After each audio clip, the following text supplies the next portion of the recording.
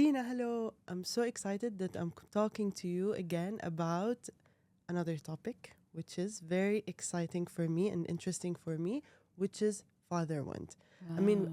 I think we've been hearing a lot about fatherhood here and there, and everyone has an opinion in the self-development world. But I'm so curious to hear your point of view from a family or systematic constellation perspective. Yeah, I think you're right. Recently, it's somehow you hear that everywhere, father wound, mother wound. So I love that we will focus today on the father wound and how it shows. Yeah, so you want to know how it shows in life. Yes. What can we do about it? So the Yes. father wound, what's so interesting about it is that nearly all of us have it. Why is that? If you were born in the 70s or 80s, we all had parents who were kind of very busy in life. And even today, I think that applies still. So that maybe the father was not available for you as much as you wished. One thing is a physical availability for the father, and the other one is the emotional availability for a father. Did you have a secure relationship with your father? Because even, especially as a girl, how was a relationship to your father defines your entire life in terms of can you trust life? Do you know how to voice what you need? Do you know the direction of your life? Do you have clarity? All of that comes from a father wound. And now imagine this, you are a woman. The first love of your life, the great man of your life is your father. If you now had an unpredictable father or an emotionally not available or a physical non-available father, then you grow up with that and you at some point decide rather that, okay, I will stay in the victim mode because when I'm the victim and I just don't know better, then I'm not punished even more. Or you decide to go the other opposite and become the better man kind of a thing. So you go into your wounded masculine and you become more successful, you make more money, but everything with that little grudge in your heart. So you can be very successful, you can have a lot of money in your life, even if you have a father wound, because money comes through the father line. So people think that means if I have a wound, I cannot make money. No, to the contrary, you can make a lot of money, but you'll constantly be hustling and striving. So if you ask people who have a burnout, how's your relationship to your father? The answer will not surprise me, let's say that. So yeah, it has many colors how it shows. But as a woman, your first relationship to a man is the one to your father. So if he's unpredictable, if you cannot trust, if you don't know if he shows up tomorrow, like if he says, I'm going to come to that school play, or I'm going to pick you up from school, and then he doesn't, you will learn that you cannot rely on man. You will unfortunately categorize that to the entire species. And today we see that. We see so many angry women. And you hear this in the internet. I read that a lot. They say, not all men, but always a man. Wow, there is so much anger. And I feel we are too angry with them. And a lot of things, it's not their fault. They also were raised like this. So imagine our fathers. Can you imagine your father when he was a 5-year-old? Just imagine looking at him. Do you see him well taken care of? Was he emotionally nurtured? Or was he maybe one of too many kids who also didn't get attention? So where would he learn how to do that, how to be a healthy masculine, how to take your place in the world? So all of this comes from the father, and I guess that's why most of us have a father wound. I mean, I think I have so many questions already. Since you spoke about money, and this is something that took my attention, so that what you're saying means that it's not necessarily having more money means that I had a healthy relationship with my father. It's not necessarily so. Easy money will be a Easy. good relationship with your father. So if you are a Okay. person where money always finds you and you don't worry about it, it's kind of a natural state for you. And it should be for all of us because the universe is abundant, the world is abundant. It's an illusion that there's scarcity. Let's look at the picture that there is a lot of people starving on this planet. So many of us think there's not enough resources, but that's not true. You know that we call us developed. In the developed world, we throw so much food, it could feed everybody on this planet. So there is not shortage of food. There is not shortage of abundance. It's just lack thinking, stuck in lack. So yes, you can have easy money and you can enjoy what you do. And if you have a good relationship to your father, that's when money comes easy to you and you can see that you can receive without effort. Yeah. So you will be in balance there. all hyper independent people, that I don't need anybody, I can do it myself, I'm a perfectionist, I'm a control freak. A lot of people say that with pride in the business world. I used to remember they used to teach us in an interview, if they ask for your weakness, say it's perfection. So everybody will, oh yeah, I want a perfectionist. That's what we need. But actually, this is a traumatized person that you want. And of course, the business could exploit that, because you will always strive for more. You will always work the extra hour because you want the acknowledgement. And failure is not an option for you. I remember people saying, no, if they fire me, that's it. My life is over. It's like, why? Just start over somewhere else. But it's because you're stuck in that wheel and you have to prove, and you believe there's nobody else who would ever take care of you. We feel, as hyper-independent people, we feel very alone on the inside. Yeah, I mean, I think most of us also recently watched the Michael Jackson movie. And for me, Michael Jackson is one of the iconic figures in the world, where it showcased a lot of his father's abuse, yet he did lots of money, he did lots of, fame, and he reached where he wanted to reach. So what's your take on this? Yeah, so I love Michael Jackson. He's such a beautiful soul. And it's almost tragic that he had such a cruel relationship to his father, because you could see that he couldn't feel safe. And you could see that he would generate all that money by being such a workaholic, by being a perfectionist. He says that, right? He works till late at night to record the tracks, and he will do it over and over and over again. I believe he was highly spiritual and very guided, because he used to channel songs. He said that himself. But yeah, you see the depths of the father wound in the hyper performance. He has a lot of fear in his body. You could see when the father just looked at him in the movie how he would freeze. So you can tell that he's traumatized by his body language. The father's look triggered immediately something in him. And yet he had the strength to step out of that relationship. But you see in the movie how long it took till he finally could say no. Finally say no to the father, because from the father, if it's a healthy relationship, you learn how to set healthy boundaries, how to say no. Do you think Michael Jackson had healthy boundaries? I think he was an overgiver. He loved to give. And the most beautiful part here, he helped so many children because he became the human that he would have needed when he was a child. And many of us do. So we become the human that we needed when we were little, and then we give that to the world. And it's so beautiful. So yes, he has a very deep father wound. I think he never healed it. He just set those boundaries. We, of course, ideally try to heal it, even if the relationship was horrific, to find a way to give a space for love into our heart for our father. I know it's challenging, but it's liberation as well. Yeah, and I think he wasn't even able to enforce boundaries at the beginning towards his father. Like, he sent him a fax. He asked somebody else to do it. That's a beautiful scene in the movie where you see that I cannot face the man, still not. But through pain and what happened in that incident, the fire, he did it on stage. Finally. Like, but you saw the high price he had to pay. He almost died to realize that I have to put myself first and I can say no.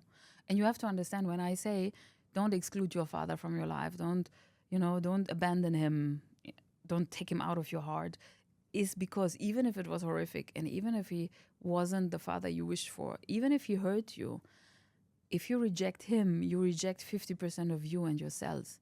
So that means that a lot of positive traits that come from the masculine side of the family, a lot of potential, a lot of knowing how to make money, a lot of taking your space in the world, you will not embrace. So you'll always have a much stronger fight. You will have to put the stronger fight up, internal fight, than other people. So yes, it costed him almost his life to be able to say no. And it's important to say no. You can say no to people and yes to you and still give them a space in your heart. So even if you physically withdraw, it's a different story what's in your heart. If I choose to not have contact, but I can still give you a big space in my heart because I know that you are also hurt. Look, when someone is deeply hurt from their father, or like, let's say, being not emotionally available, all of those, father wound, to conclude it, how long does it take to actually get over it and take the father into the heart? Because there are a lot of, resentment, I feel, or living in that story of, they did this to me, my life is like that because of them. These things happened because I didn't get enough attention. I don't feel safe. And then we get to live that victimhood and blame them for that for a period of time. How long do you think, or like, is it truly possible, since having that awareness, to get to bring the father to the heart on spot, or does it take time? It takes time, of Takes course. time, yeah. And it depends on how big was the pain, how heavy was the abuse.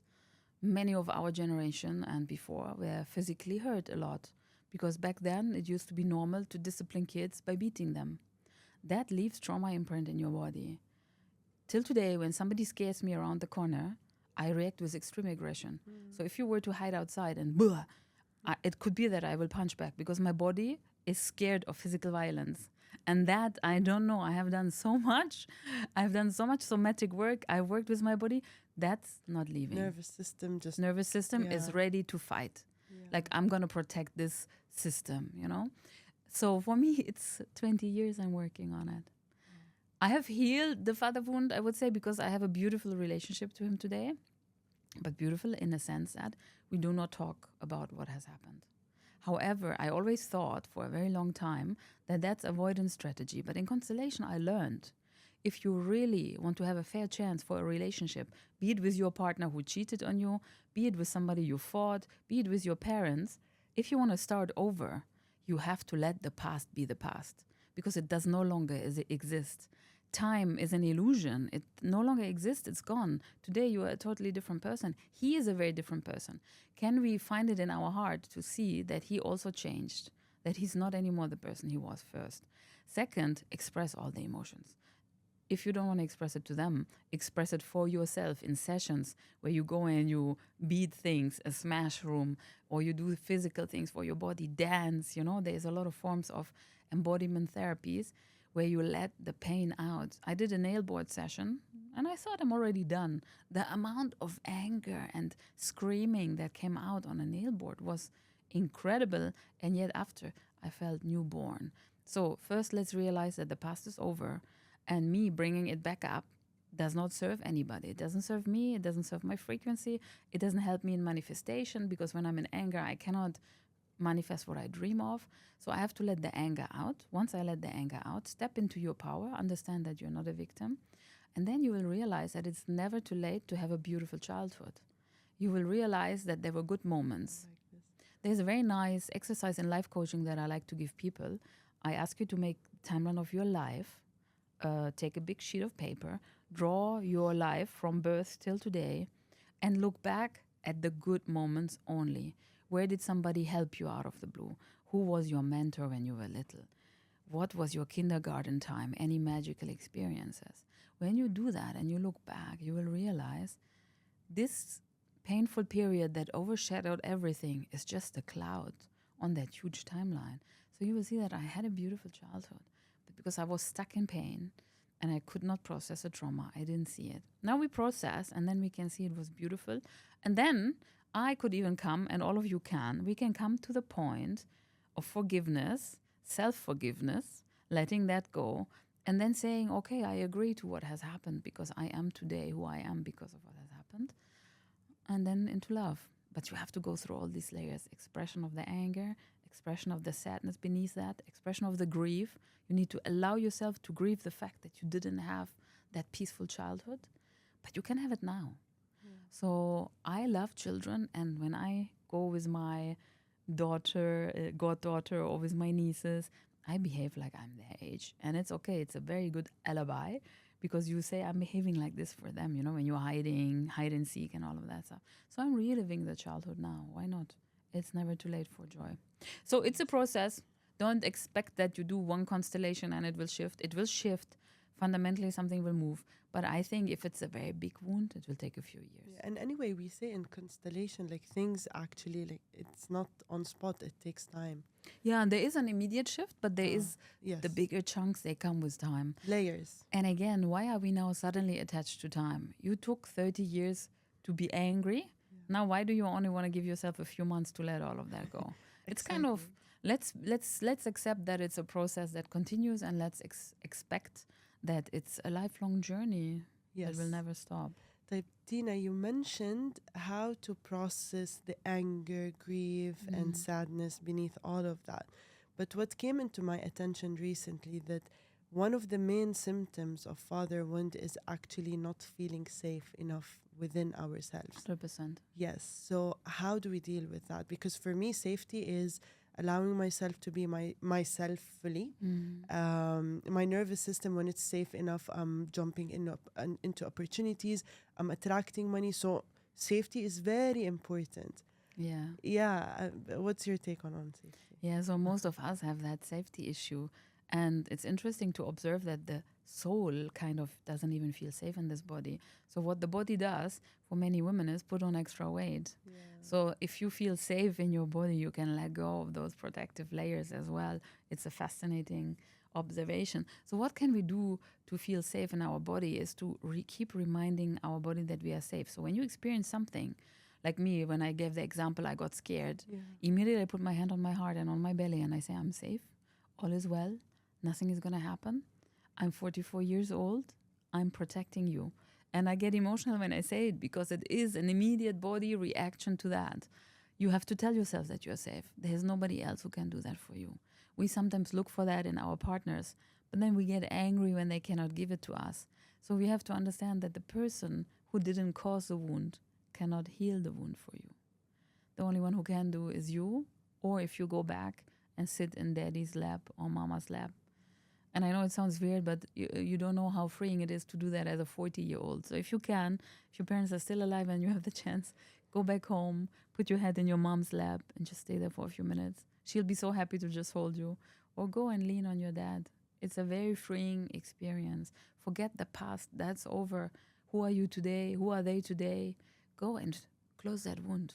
Physical contact, there's a lot of that. Other than that, working with the body, like in breath work. Constellations is amazing because when you come to a group constellation, you suddenly feel so safe in that room, and there's people who are so non-judgmental, zero judgment. I'm just here to hold space for you and me.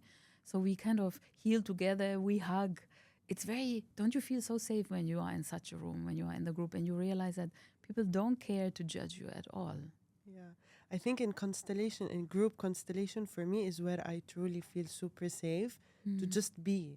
But that's beautiful. So your body will learn with every time more that, wow, I'm safe to be seen, I'm safe to express. And then you will transfer that knowledge into other situations because our body is brilliant. Neuroplasticity, you heard about it, right? The moment your nervous system realizes that, oh, this is a limiting belief, this no longer exists, it kind of rewires your brain, and then you go into that next phase of life where you try new things. So every time you do something that you did not used to do, and you can see that you're safe after, your body will save that and change.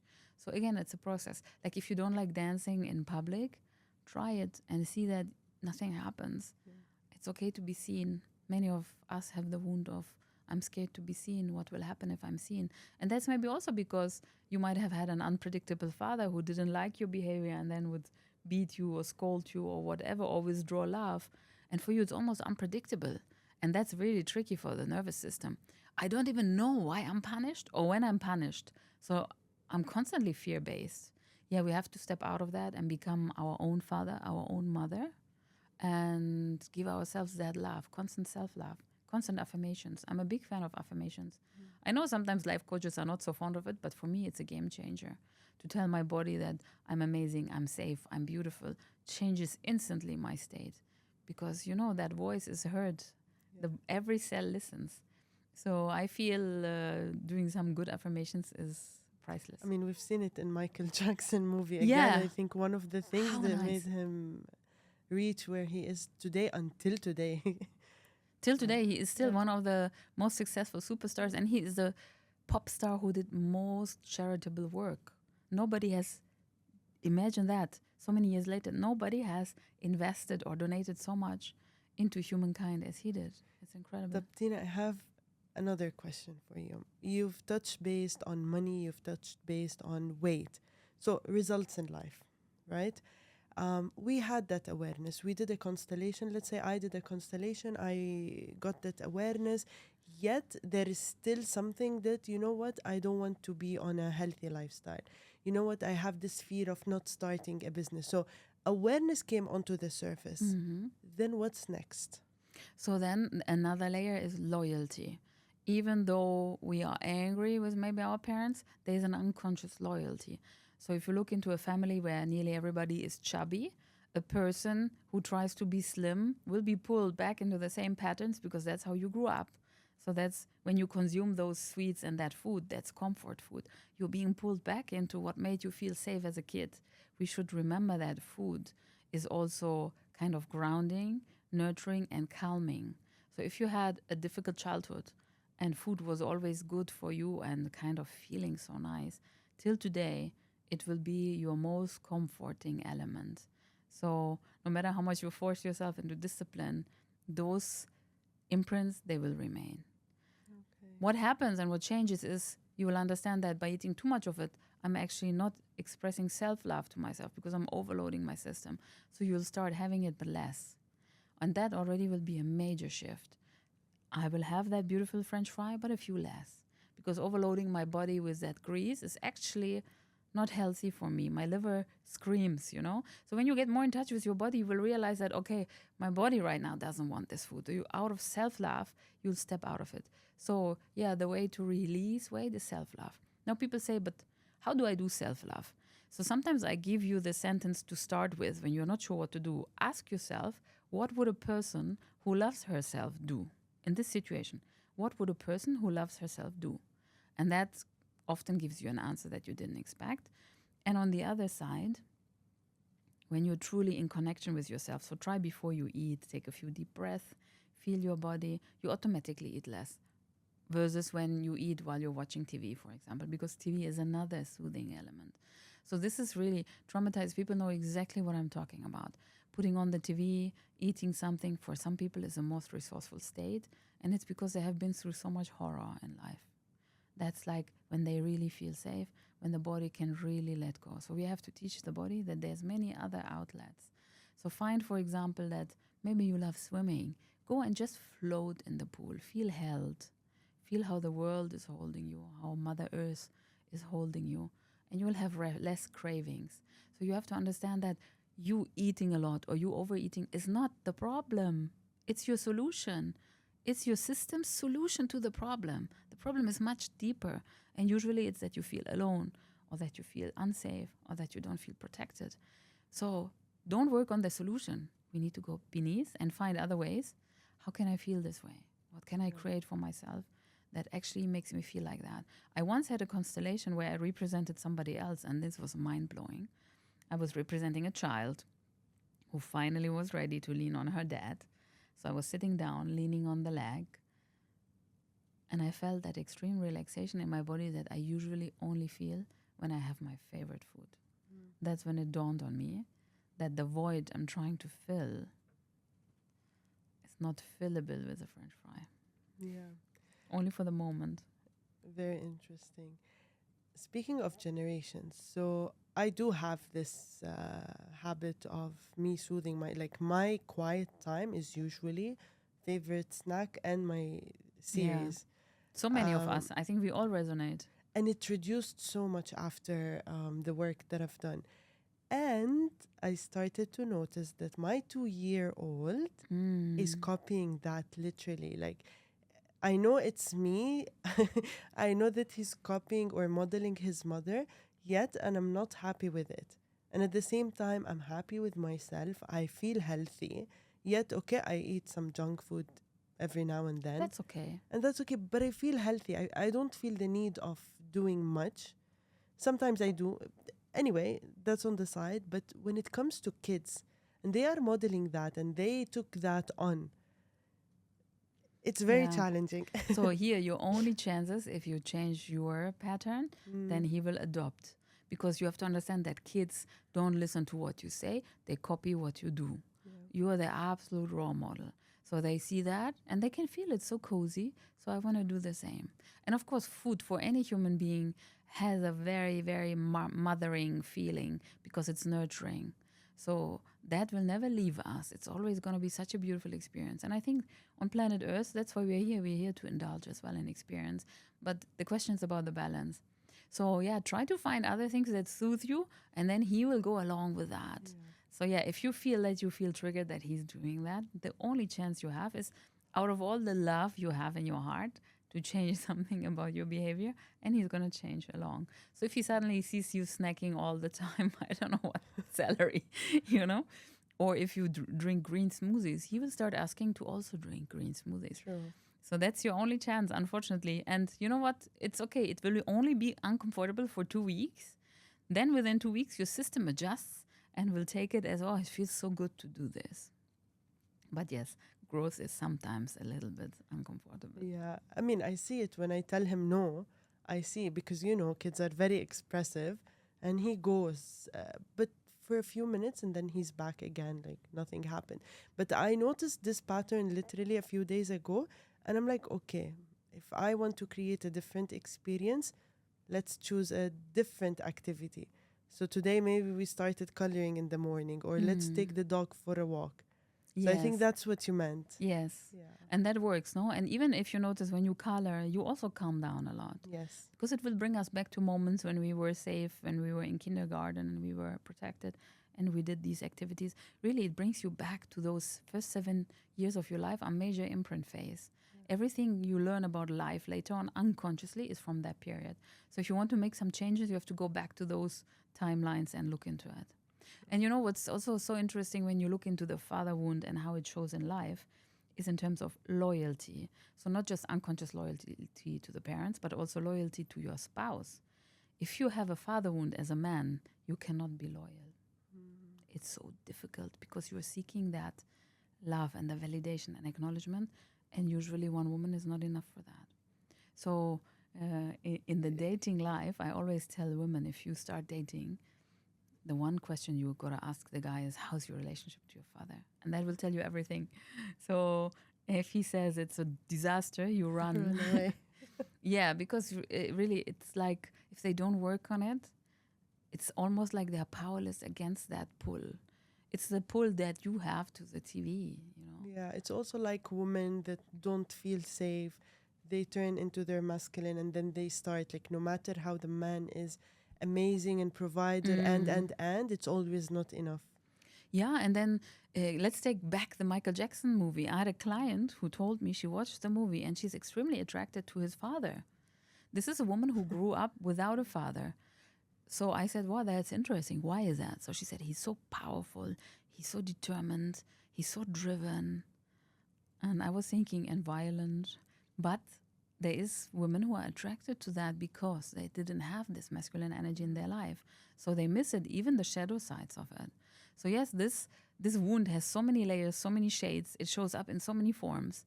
In money, why is it so interesting to observe it in money? Because money for me is one of the most intimate values or most intimate mirrors, because basically it's just an energy that you use to create things. However, when you take it into life and you look that it's important to create a safe life, it's important to create safety. At least we have the illusion that if I have enough money, I'm safe, right? I can buy my way out of things.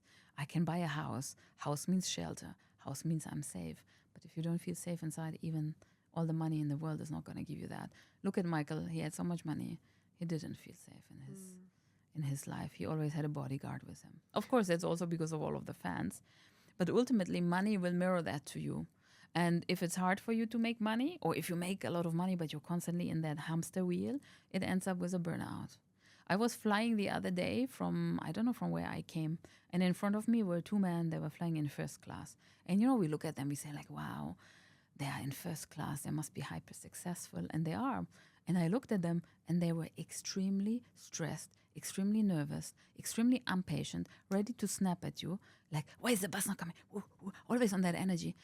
I realized that one of them is pulling his skin. That's so much self-sabotage. That's so much self-hurt. So I can guarantee to you they have a very deep father wound, because they are not making that money and they're relaxed and enjoying life. They're extremely tense. So you can see that by the state and your relationship to money. Can you say, I love money and money comes to me easily? Or is it more like, no, I have to hustle. I have to guarantee that we have enough. I'm worried what will happen. I'm worried we will lose it. So that all of that is kind of symptoms for you that you have a father wound, and might be good to look into it. And the price I think they pay, the men you mentioned, or in general, is their health, obviously. Anyway, I have a closing question for you. For conscious men, fathers, how would a healthy fatherhood look like? Or like, yeah, what's your message to fathers with that awareness? So I'm always very emotional when I see fathers who are very loving towards their children, towards their sons and their daughters, who take the time to listen, who don't just suppress. So if your child is showing you emotions, even if you feel they are not warranted, like, why are you freaking out? Instead of saying, why are you freaking out? Like, oh, I see that you're frustrated right now. I'm sure that feels shitty. I'm sure that feels uncomfortable. I love the fact that we can acknowledge that right now you're not happy with my answer, but it's still my answer, so that I give you the certainty even while you feel it's uncertain. You didn't give me my lollipop, I'm angry. So I don't like your behavior, but I still love you even when you're angry. So I love to see these men of nowadays, and I see a lot of fathers like this, who are still very compassionate, who sit, who hold space for you, who listen to you, who listen to the very little ones. What do you want to do? You know, like, your voice matters. I do remember in our generations, like, who cares what you are saying? They You're would just a tell kid. us, yeah, what do you want? You know.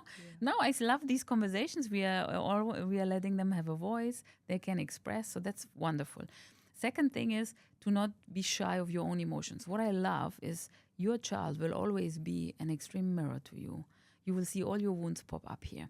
Now, if you're still angry with your own father, you will not allow yourself to tap into certain healthy masculine traits. So try to look at the man and look at his hardship and the life he had and how much he carried, and that maybe he didn't want to hurt you deliberately, but this is all he knew. Maybe he grew up being beaten, so he knows that that's good to discipline somebody. Now we are aware, so we have the choice to not do it that way. However, don't fall into the other extreme. So instead of not being too strict, not being strict at all. Because kids, at the same time, they love some rules, they love some guidance, so they don't have to take all the decisions themselves. I see the other extreme, especially in the spiritual world, laissez faire, let them do whatever. I feel it's lovely to a certain extent, but we need a healthy framework, because in the end, it's still the kid and you are the parent. You are big and they are small. So give them that guidance. You just don't need to penalize them if they don't do what you wanted. You know, look into yourself, see where's the pain coming from. Like when they trigger you, why do you get so furious? Where they're coming from? Meet your own inner child, do some inner child work, close those wounds so you can be in kind of more relaxed state. Look, I know this is very easy talk. I have friends who have kids, they have two, you have two. It's very overwhelming at times. They're 24/7 with you. So please use your surroundings, use your friends, use the aunt, let them pick them up, have some free time, because you need time for yourself to come back to a resourceful state. You can only serve well from a full cup. If your cup is constantly empty, if I look back at my father, who used to be violent towards us, he used to work 3 jobs. How could he ever have a full cup? How could he serve me from that cup? Of course he couldn't. All he could is discipline, and for him that is love, because his presence and him giving me food and shelter is more than he had. So he gave me so much, in his opinion. And even looking back, I can see that. But yeah, we forget that they had very hard lives and they did the best they could. Exactly. If they knew better, they would have behaved differently for sure. Yeah, so we have to understand that everybody always does their best. Exactly. Thank you so much. Thank you, Thanks. Sarah. It You're was welcome. exciting. Same here. Thank Thanks. you.